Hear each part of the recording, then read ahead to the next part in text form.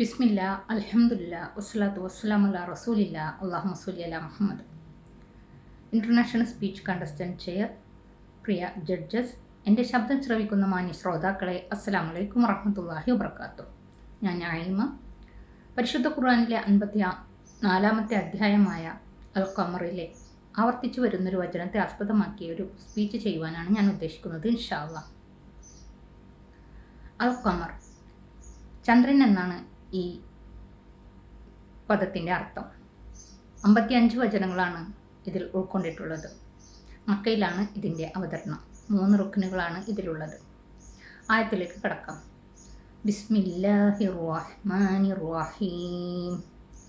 വലഖദ് യസ്സർനൽ ഖുർആന ലിദ്ദിക്രി ഫഹൽ മിൻ മുദ്ദക്കിർ. നിശ്ചയമായും ഓർമ്മിച്ചു മനസ്സിലാക്കുവാൻ വേണ്ടി നാം ഈ ഖുർആനിനെ എളുപ്പമാക്കിയിരിക്കുന്നു. ഓർമ്മിച്ചു മനസ്സിലാക്കുന്നവർ ആരെങ്കിലുമുണ്ടോ? അല്ലാഹു തആല ഈ ഒരു ആയത്തിലൂടെ നമ്മോട് പറയുന്നത്, ഈ ഒരു ഗ്രന്ഥം അല്ലാഹു തആല നമുക്ക് എളുപ്പമാക്കി തന്നിരിക്കുന്നു ഓർമ്മിച്ചു മനസ്സിലാക്കുവാൻ. അറബി ഭാഷയിലാണ് ഖുർആൻ ഇറങ്ങിയിട്ടുള്ളത്. അറബ് ജനതയിലേക്കാണ് ഖുർആൻ വന്നിട്ടുള്ളത്. എന്നാൽ മാനവരാശിക്കാകമാനമാണ് ഈ ഖുർആൻ അവതരിച്ചിട്ടുള്ളത്. ഒരു ജീവിതത്തിന് ആവശ്യമായ എല്ലാ കാര്യങ്ങളും ഈ ഖുർആനിലുണ്ട്. ഉപദേശങ്ങളായും ഉപമകളായും ചരിത്രങ്ങളായും എല്ലാം ഈ ഖുർആൻ നമ്മെ ഓരോ കാര്യങ്ങളും പഠിപ്പിക്കുന്നുണ്ട്. കുറഞ്ഞ ഒരറിവ് മാത്രം അറബിയിൽ ഉണ്ടായതുകൊണ്ട് ഖുർആനിൻ്റെ ആശയങ്ങളും അതിൻ്റെ ഉള്ളടക്കവും ഒന്നും ഗ്രഹിക്കുക സാധ്യമല്ല. എന്നാൽ ഇന്ന് ഈ ഒരു ഗ്രന്ഥം എല്ലാ ഭാഷകളിലേക്കും തർജ്ജമ ചെയ്യപ്പെട്ടിട്ടുണ്ട്. ഏതൊരാൾക്കും അവനവൻ്റെ ഭാഷയിൽ തന്നെ ഖുർആനെ അടുത്തറിയുവാൻ സാധിക്കും. എന്നാൽ അങ്ങനെ ചിന്തിച്ചു മനസ്സിലാക്കുന്നവർ ആരെങ്കിലും ഉണ്ടോ എന്നാണ് അല്ലാഹു തആല ചോദിക്കുന്നത്. നബി സല്ലല്ലാഹു അലൈഹി വസല്ലം നമ്മെ പഠിപ്പിച്ചിട്ടുണ്ട് ആരാണ് ഉത്തമർ എന്നുള്ള കാര്യം. ഖുർആൻ പഠിക്കുകയും പഠിപ്പിക്കുകയും ചെയ്യുന്നവരാണ് ഉത്തമർ എന്നാണ് അല്ലാഹുവിൻ്റെ റസൂൽ നമ്മെ പഠിപ്പിച്ചിട്ടുള്ളത്. പഠനം എന്നുള്ളത് വലിയൊരു പ്രക്രിയ തന്നെയാണ്. അതിലുമുണ്ട് ഓർമ്മിക്കുകയും ചിന്തിക്കുകയും മനസ്സിലാക്കുകയും എല്ലാം ചെയ്യേണ്ട കാര്യം. പഠനം പാൽപ്പായസമാകണം എന്നാണ് ഇന്നത്തെ കാലത്ത് പറയാറുള്ളത്. അല്ലാഹു ഈ ഒരു ഗ്രന്ഥത്തിലൂടെ മാനവരാശിക്ക് നൽകുന്ന ഉപദേശങ്ങളും ഉപമകളും എല്ലാം ചിന്തിച്ച് ഗ്രഹിച്ച് മനസ്സിലാക്കുവാൻ വേണ്ടി തന്നെയാണ് തന്നിട്ടുള്ളത്. അതിലൂടെ നമ്മുടെ ജീവിതം ഏറ്റവും സുഖകരമാകുവാനും അല്ലാഹു നമ്മോട് പറയുന്നുണ്ട്. അറിവുള്ളവരും അറിവില്ലാത്തവരും സമമാകുമോ എന്ന് ഖുർആനിലുടനീളം അല്ലാഹു തആല ചോദിക്കുന്നു. ഒരിക്കലുമല്ല. അറിവുള്ളവന് അതിൻ്റേതായ ഉയർച്ചയും ഉണ്ടാകും, അറിവില്ലാത്തവന് അതിൻ്റേതായ ന്യൂനതകളും ഉണ്ടാകും.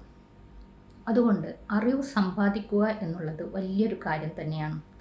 അറിവ് സമ്പാദിക്കുന്നവന് ഒരിക്കലും തൃപ്തി വരികയില്ല എന്നാണ് പറയുക. അറിവ് ഇങ്ങനെ നേടിക്കൊണ്ടേയിരിക്കണം എന്നുള്ള ചിന്ത അവൻ്റെ മനസ്സിലുടനീളം ഉണ്ടായിരിക്കും എപ്പോഴും. ഖുർആൻ ആഴത്തിൽ ചിന്തിച്ചു മനസ്സിലാക്കുന്നതിലൂടെ, അത് നമ്മുടെ ജീവിതത്തിൽ പകർത്തുന്നതിലൂടെ നമുക്ക് വളരെയധികം കാര്യങ്ങൾ നേടാൻ സാധിക്കും. ടെൻഷനില്ലാത്തൊരു ജീവിതം ഉണ്ടാകും, സമാധാനപൂർണമായൊരു ജീവിതം, സന്തോഷകരമായൊരു ജീവിതം, തഖ്വയോടുള്ള ജീവിതം. ഇതെല്ലാം നമുക്ക് സ്വായത്തമാക്കുവാൻ ഖുർആനെ ആഴത്തിൽ പഠിച്ച് ഗ്രഹിച്ചാൽ മനസ്സിലാകും. ഖുർആനുമായിട്ട് എനിക്കൊരു ബന്ധം, എൻ്റെ ഒരു അനുഭവം പറയാം.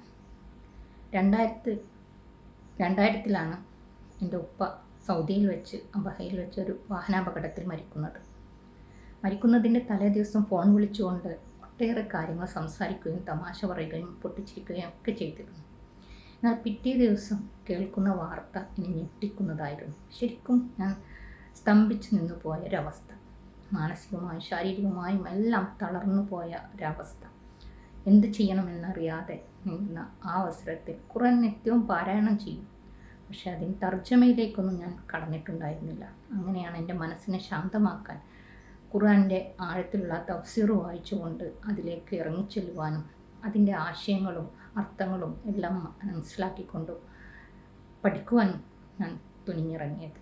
അതിലൂടെ എൻ്റെ മനസ്സിനെ ഒന്ന് ശാന്തമാക്കാനും സാധാരണ ജീവിതത്തിലേക്ക് കൊണ്ടുവരുവാനും സാധിച്ചു. അല്ലെങ്കിൽ ഡിപ്രഷനിലായി പോകുമായിരുന്നു എൻ്റെ ആ ഒരു മനസ്സും ശരീരവുമെല്ലാം. അൽഹംദുലില്ലാ. അങ്ങനെ ഈ ഒരു ഗ്രന്ഥം എനിക്ക് വളരെയധികം സമാധാനവും സന്തോഷകരമായൊരു ജീവിതമാണ് സമ്മാനിച്ചത്. അൽഹംദുലില്ലാ. അതുപോലെ നമ്മുടെ ജീവിതത്തിൽ എപ്പോഴും ഖുർആൻ ഉണ്ടായിരിക്കണം. ഒരു ദിവസമെങ്കിലും ഖുർആൻ ടച്ച് ചെയ്യാതെ നമ്മൾ പോകരുത്. ഒരായത്തെങ്കിലും പഠിക്കാതെ അല്ലെങ്കിൽ ഓതാതെ പോകരുത് എന്നാണ് എനിക്ക് നിങ്ങളോട് പറയുവാനുള്ളത്. ഇൻഷാ അല്ലാഹ് അല്ലാഹു തആല നമുക്ക് നൽകപ്പെട്ട ഈ ഒരു ഗ്രന്ഥം നന്നായി പഠിക്കുവാനും അറിയുവാനും അതിൻ്റെ ആഴങ്ങളിലേക്ക് ഇറങ്ങിച്ചെന്നുകൊണ്ട് ഗ്രഹിക്കുവാനും നമ്മുടെ ജീവിതത്തിൽ പകർത്തുവാനും അത് മറ്റുള്ളവർക്ക് എത്തിച്ചു കൊടുക്കുവാനുമുള്ളൊരു തൗഫീക്ക് നമുക്ക് ഏവർക്കും നൽകുമാറാവട്ടെ. ആമീൻ. ഞാൻ എൻ്റെ വാക്കുകൾ ഇവിടെ ചുരുക്കുകയാണ്. വ ആഖിറു ദഅവാന അൽഹംദുലില്ലാഹി റബ്ബിൽ ആലമീൻ. അസ്സലാമു അലൈക്കും വറഹ്മത്തുള്ളാഹി വബറകാതുഹു.